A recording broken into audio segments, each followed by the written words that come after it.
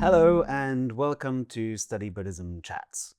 It's me, Matt Linden, the editor-in-chief of StudyBuddhism.com, and today I'm here with Dr. Berzin. Hello.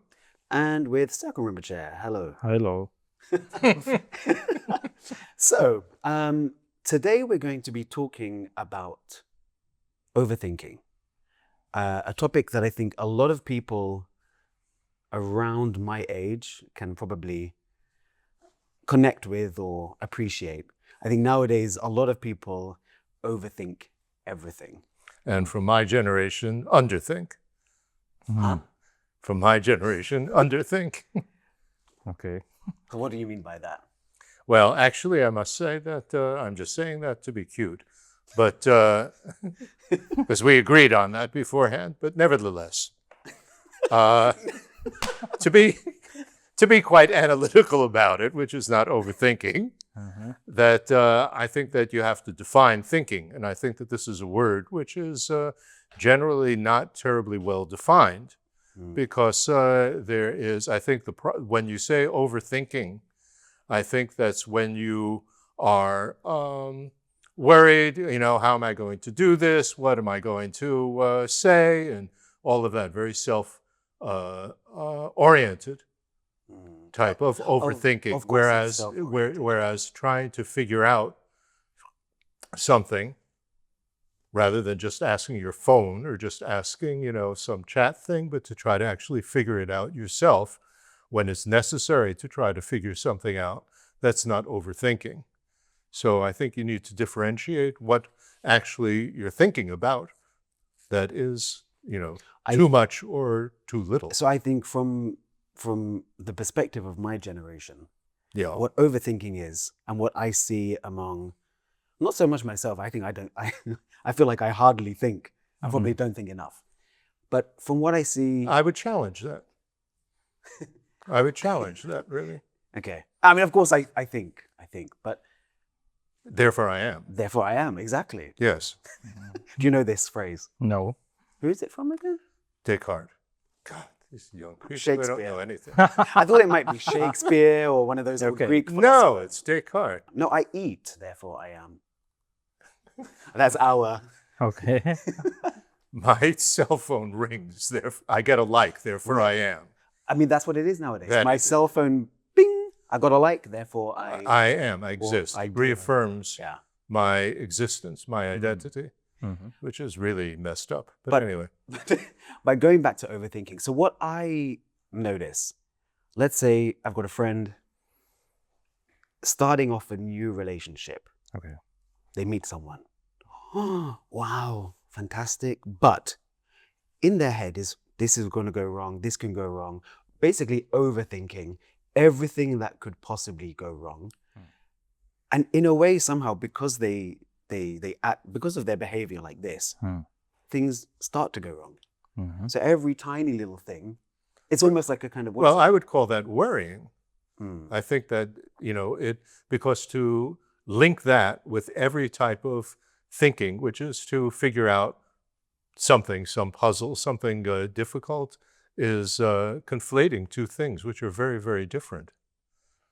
You need to be able to, let's say you get Dharma teachings, you have to try to understand it, which means that you have to think about it and try to make sense out of it. So that's something which is very beneficial.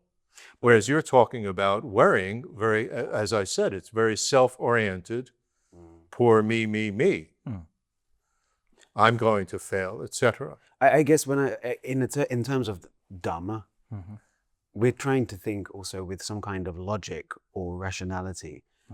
But when it comes to the overthinking that I'm talking about, it's really from an emotional side as well. You're not thinking of reality or, Well, also when the thinking process, and Rinpoche, please, I'm sure you know more than I do, but thinking, you have to connect it with your experience. Does it make sense from my experience? When, that you hear about impermanence, that all things come to an end, rather than thinking, it's not necessarily thinking logically, but it's thinking from my experience,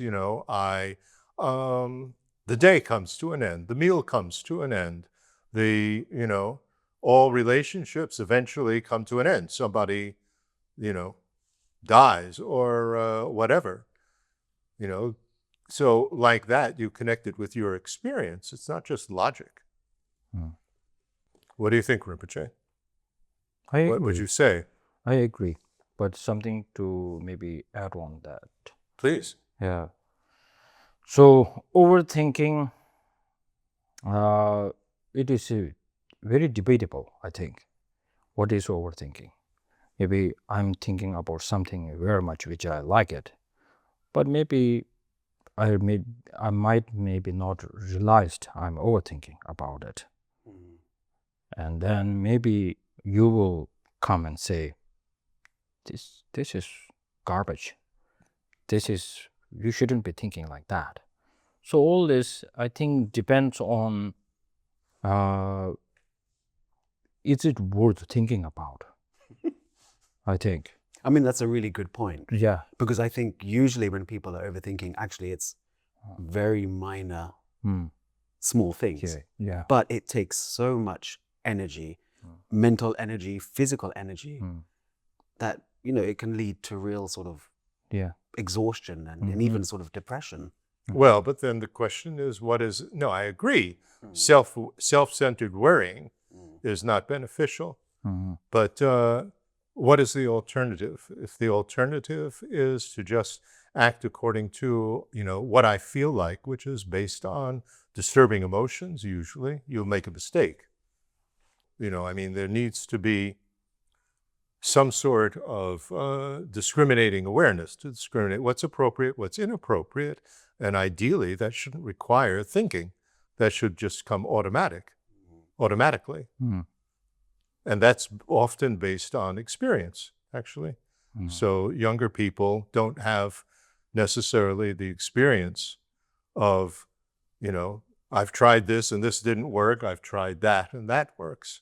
So this is not so easy for young people. I mean, yeah, that's. And many people never learn their lesson, even if they've experienced. But this is the thing. So, if I think of some people I know, their experiences where they throw themselves into situations again and again and again. Yeah, well, that's classic samsara. And every time it's the same. They overthink, and then they're in they're in despair. They get out of it, and then they go in again. It seems like real, like you said. It's a Right, cycle. but it's not. The problem is not necessarily overthinking, because the alternative would lead to the same problem. Anyway. So, one has to look at what is the root of the problem. Don't overthink. That is not helpful if you don't give, if I don't do this, what should I do instead? Exactly. So then what is your instead? Yeah, what is your instead? Well, come on, you're the millennial. You raised this thing. But what I'm saying your generation. So what is the instead?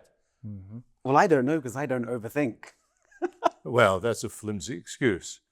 What I'm looking for is, for us as Dharma practitioners, as it were, it's quite easily laid out what you can do, the tools and the methods. But for people who are not, what can they do?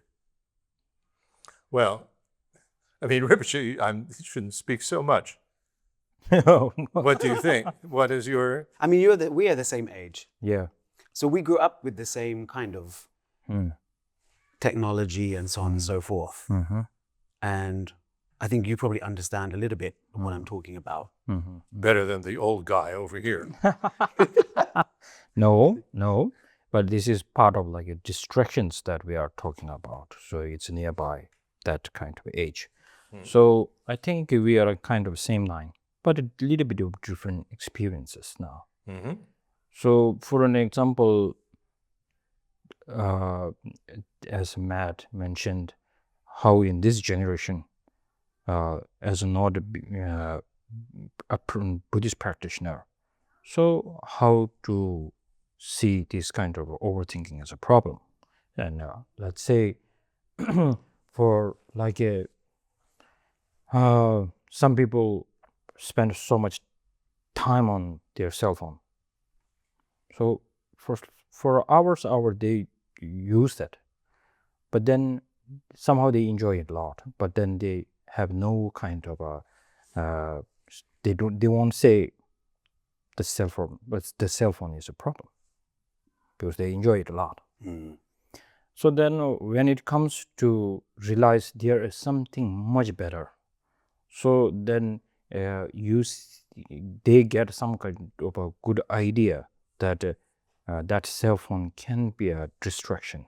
It can be one kind of a thing, could be, can destroy the relation between the two people, or three people, four people. And then by realizing that, and then somehow it's not kind of overthinking, it's overdoing. So this is how they learn it.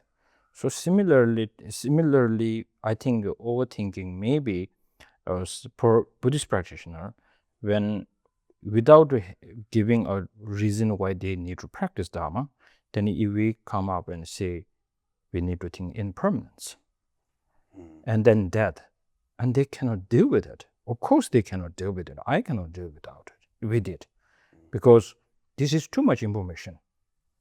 So once they are trained with the kind of like these wonderful things that we can do, precious life, we can be like even you are alone, you are billionaire, you are like a middle class, you don't have anything, but somehow you can enjoy your life so much.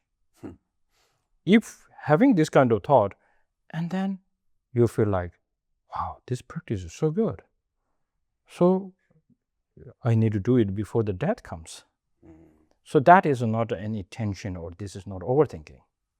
Otherwise, many people complain, like, I don't like to practice on how to face the death. So maybe these, if we try to put it together, then we need to think about, what are you saying when you say overthinking? Yeah, well, this was my point. What do we mean by that? Yeah. A lot of people complain that there's so many teachings and it's too much and I can't digest it all. And that is one category of overthinking, that, there's just too much. But then I would also challenge these people who, is it too much? You're scrolling through, Facebook or whatever it is that they scroll through, TikTok, etc. You're getting even more information. And what's the difference? I mean, this information you don't have to process, you don't have to think. It's just for your amusement. So is that what you want, is just amusement? If you want just amusement, well, stay on your phone. That's fine. But if you are coming, I mean, this is talking about Dharma practitioners, but for people who are not Dharma practitioners, I remember my saying, I don't know if people still use the saying, but when you die, whoever dies with the most toys wins. So, I mean, do you just want to accumulate entertainment? Well, I've seen every movie and again, this is a very sobering thought, but, if when you die, well, what have you done? Well, I've visited, so many places, and so what? I've seen so many movies. So what? Has my life been worthwhile? Well, this is a very sobering thought, not necessarily a death, but is my life worthwhile? And a lot of people, I think, then think, well, my life has no meaning. A lot of people kill themselves and so on. But they have to be given an alternative, of why is this life worthwhile? And what can they do with it, and not just be entertained? I think this does link into overthinking, and that overthinking generally, I mean, I don't think people will be upset if you said, I'm overthinking about compassion and love and wonderful things. It is really related with negative thoughts. Well, Negative and also thoughts. overthinking without actually doing anything. Well, yeah, That's another issue. Yeah. But then there's also overthinking, but not being able to integrate. You just think and think and think. But as I said, the overthinking, to me, that the negative one is the self-centered worrying about me. That is, what should I do? What are people going to think of me? I'm going to make a mistake. This is too much for me. It's all centered around me. Whereas like analytical meditation, except when you're thinking about the nature of the self, but it's not thinking about me. It's trying to understand something. What I remember from Alex, one time, he said, what normally when give teachings to his students, he make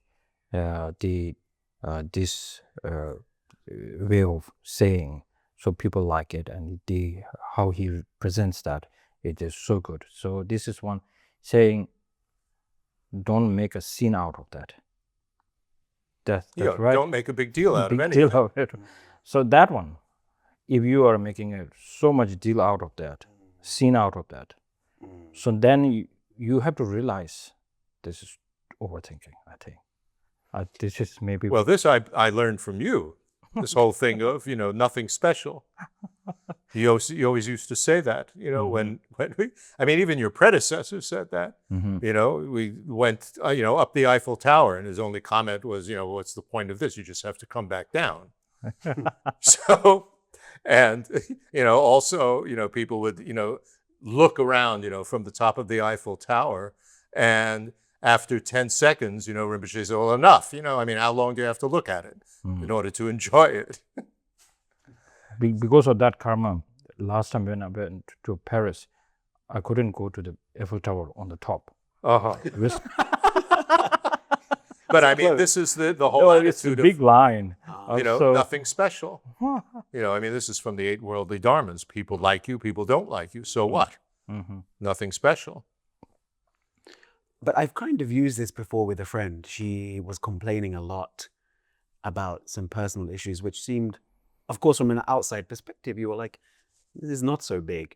But when someone is deeply affected and overthinking a lot, and I kind of said, well, everybody has problems. Everybody has these kind of issues. And it's, it's not unique, but she took it so badly, as though I was undermining her thoughts, her feelings, her as a person almost. All right. So how, in that kind of situation, what can help? Well, I think an analogy is not bad, that your life is like a movie, and what you've done is stopped it at one point and made it into a still picture. And if you keep on trying to just show that still picture, like the film is going to burn. The movie plays on. Yeah. Also, I think you need to know the audience. Whom are you going to talk to? Of course. And if that person is ready to take that advice or not. So, and then if somebody is going through a really hard time, and you start talking about the big things, like... Well, sometimes people just want to be heard and understood. Yeah.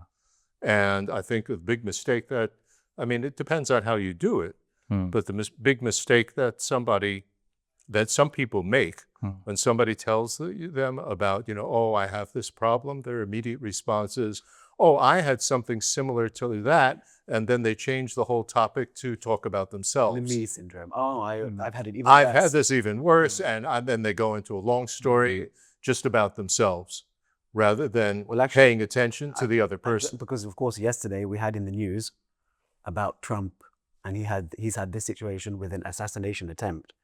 But Elon Musk then posted a few hours later, I've had 2 people try to kill me. And everyone was like, it's not a competition. Right. But I also have learned, I think, that, like you said, sometimes people just want someone to listen. Right. That's true. And but it's difficult because you want to give advice. You want to say, do this, but sometimes it's better not to say anything. Yeah, they don't want advice. They just want somebody to listen and to understand. Like we say, they need a shoulder to lean on.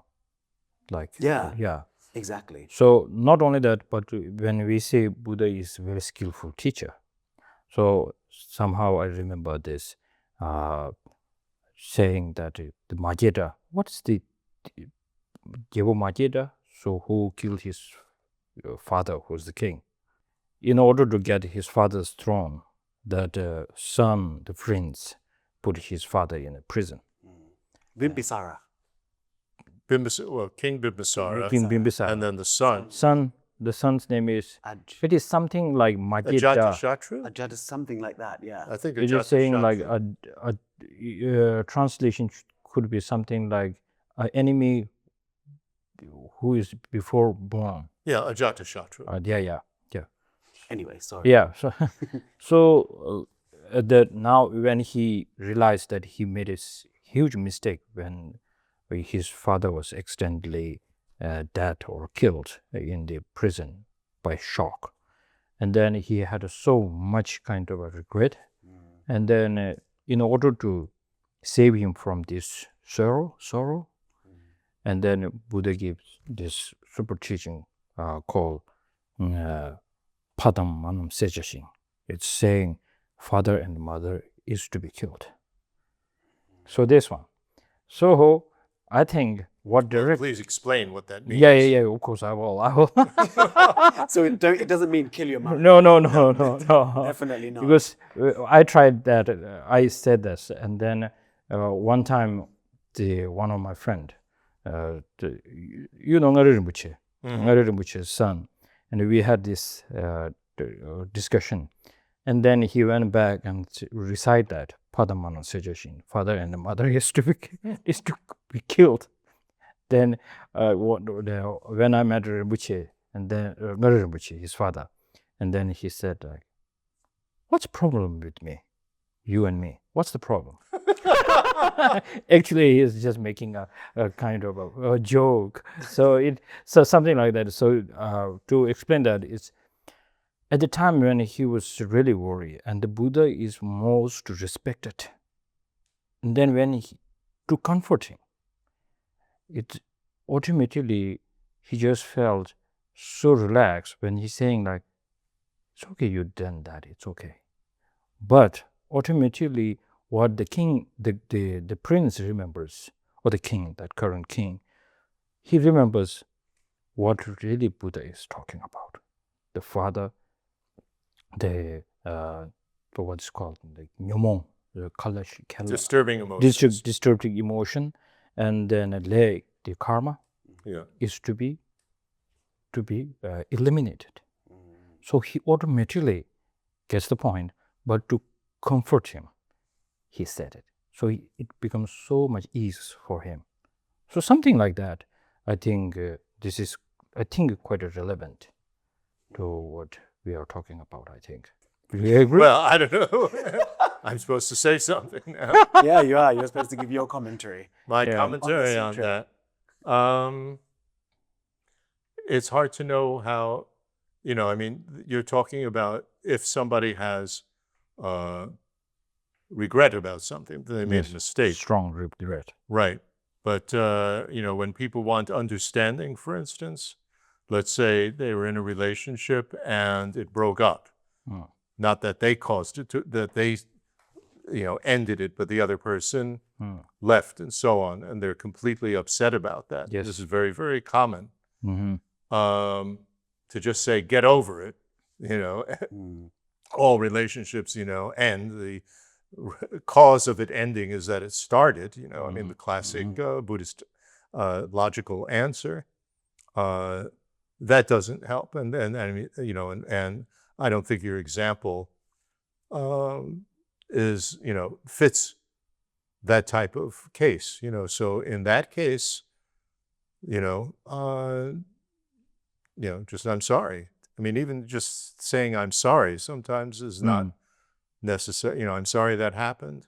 In here, I think connect to my what I shared before, that there's a certain level of faith is needed for the person to hear this kind of advice from the other person.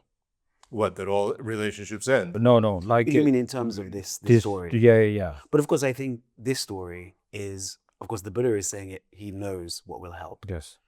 and by him saying it, with the father referring to Yes. the disturbing Yeah. emotions, the mother referring to karma. I mean, it makes him maybe understand that actually, He knows what is the actual Buddha is talking about. yeah, But saying like Buddha, it's okay, you've done it, it's okay. So that is not okay. But saying okay just gives him like a ease. So that's what I'm thinking. Right, but then Like you, they think it's okay to repeat. no, that person, that is the wrong audience. So this is the right audience.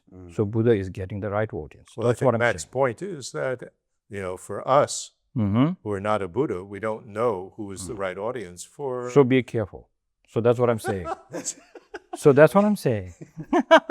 Be careful. Well, silence is often Yes. best. Yes.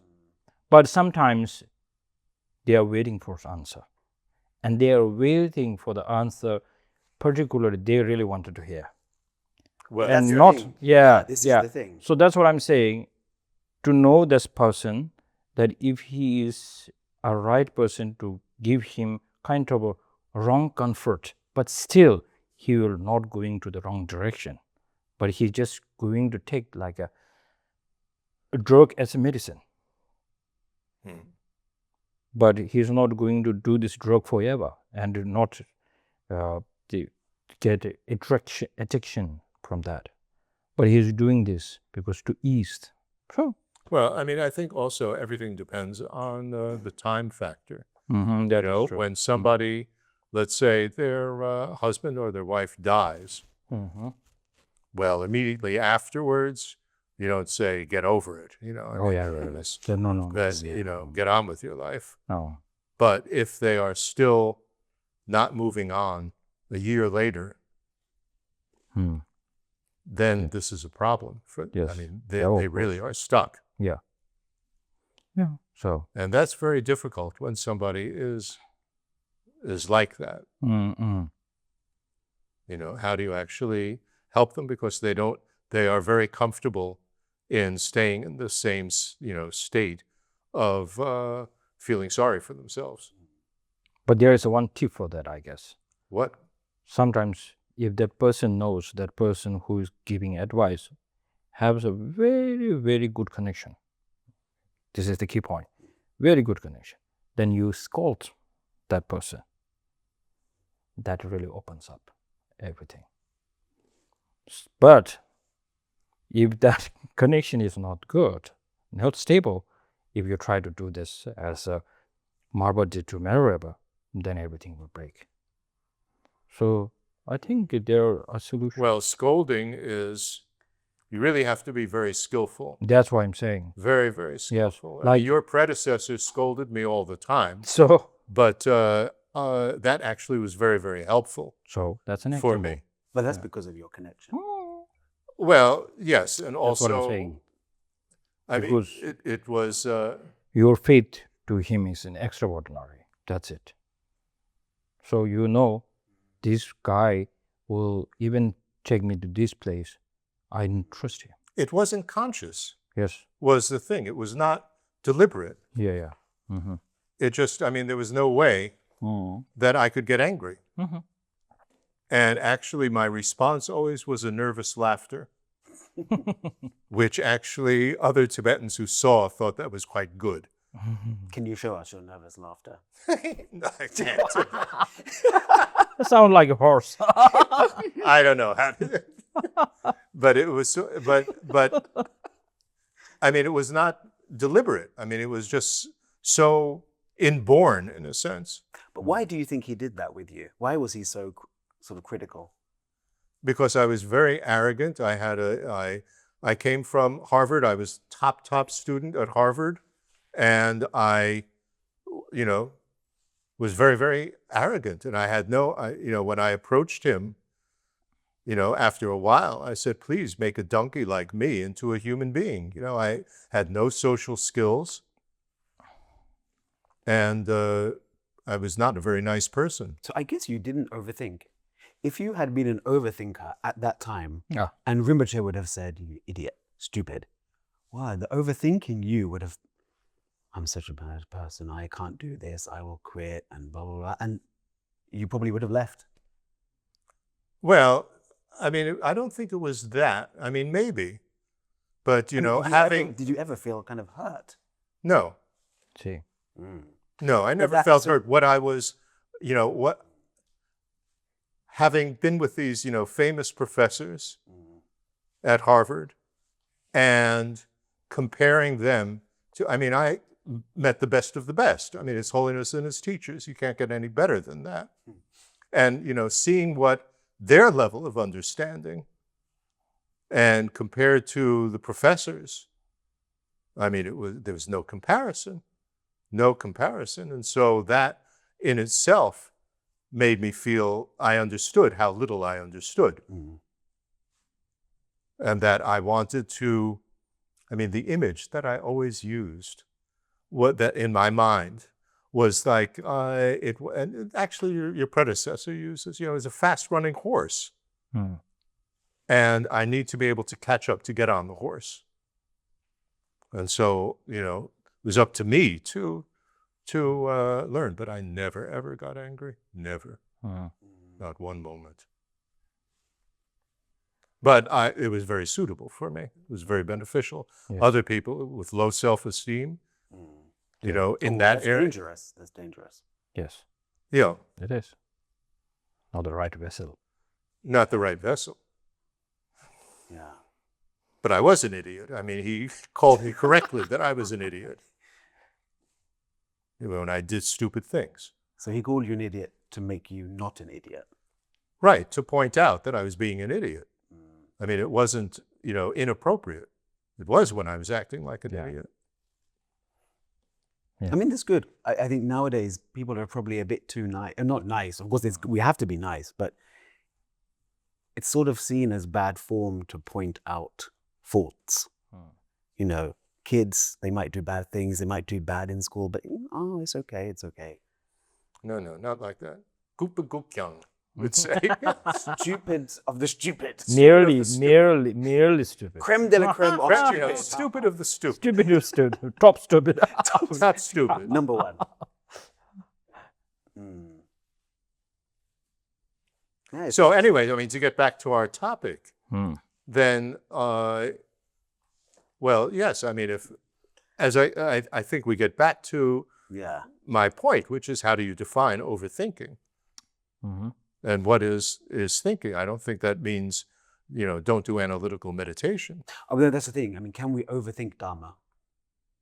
Overthink Dharma. Can we? Well, I mean, there is the point of, in the shamatha, the concentration teachings, that when you have corrected the fault, to stop correcting it.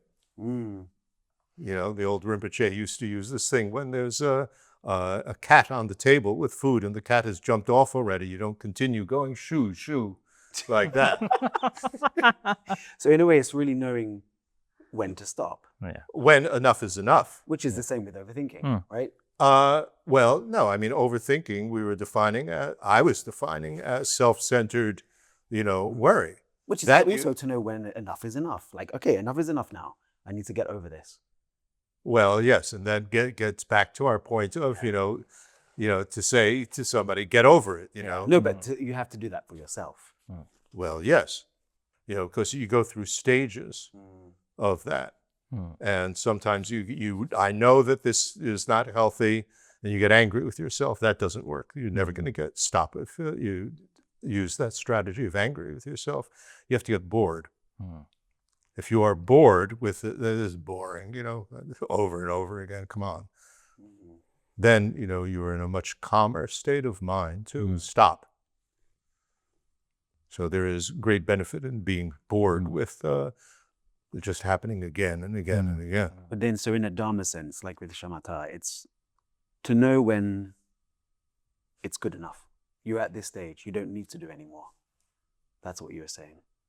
Well, I mean, again, what is the context? If it is with analytical meditation, let's say, that you're trying to understand something and you think about it, my experience is that you can reach a certain mental block, and the only way, and I think the Dharma teaching is 1,000% correct on this, you have to build up more positive force, so-called merit. I don't like the word merit, but absolutely that is what gets you through these blocks. That because what you're doing, I mean, there's a logical explanation of this. When you are thinking of others and benefiting others, it opens your mind because you're not just thinking about me. And the more Mahayana it becomes, I mean, that's why there's these visualizations that you're teaching tens of billions of zillions of beings. If you can open your mind wide enough for that, your mental blocks also open up.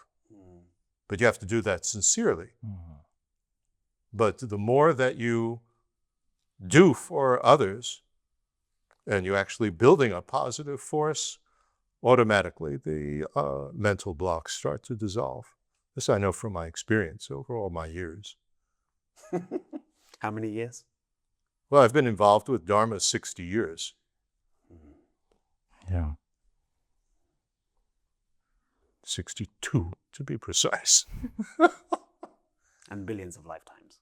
Well, that I don't know. But teachings are true, my dear. My dears who are listening Please to this. say it to the camera. Say it to the camera. The teachings are true. Yeah. Yeah. So that's good. 100%. So then you need to know when it, I have this mental block, it's not going further, and I have to do something to get past this overblock. I mean, otherwise I'm banging my head against the wall. I'm not going to get it. So in a way, you need to overcome overthinking by thinking it over. Ooh, how clever. How Fantastic. cute. How cute. How cute. Yingzhe. I guess that's probably enough. What do you think? You have anything Rinpoche, more to add? Final words of wisdom. Final words of wisdom. And a joke, if possible. Yes. Okay. Joke. Well, there's my koan. Death can come at any time. Relax. But jokes won't come like thinking No, joke. if you ask for a joke. Yeah, it is never happening. So No. joke it has to come with the flow. So somehow, it's a really good point Alex has made. Like Alex mentioned about the bodhicitta, the broadening the mind.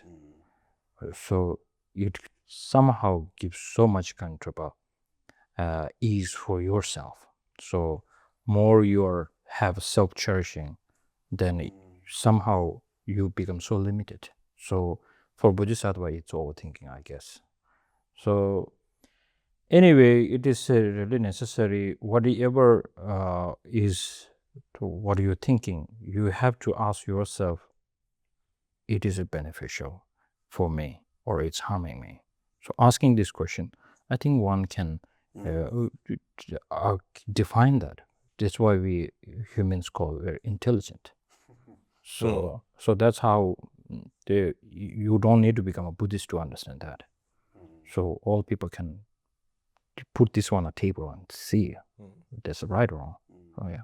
Also, there's something that I'd like to add, which is, because I was emphasizing, the self-cherishing thoughts are overthinking, but also thinking about others can also go to the direction of overthinking in the sense that when you, people are suffering so much, this friend of mine is suffering so much, and you feel so bad, and again, actually, and you think over and over again, and I'm so upset about how my friend is suffering again. Actually, if you analyze that is still self-centered, oriented to myself. I feel bad for that person. So just to switch from, the focus being on yourself to the focus on others, that indirectly you might still be keeping the focus on yourself.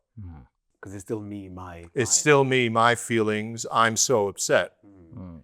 Who was the crying monk? Langritamba? No. Yeah, Langritamba, right? Napa, yeah. I have to explain him. He's crying all the time. No, he's crying.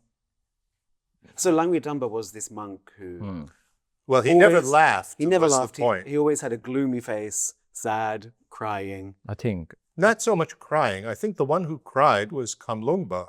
Oh. That he was always crying about the suffering of the ghosts, the hungry ghosts. And they could not harm him because they said that how can we harm him? He has so much compassion for us. I think that's the story.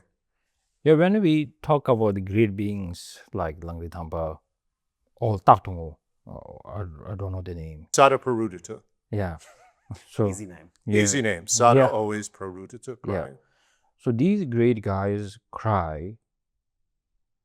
I think somehow they are crying with the answer.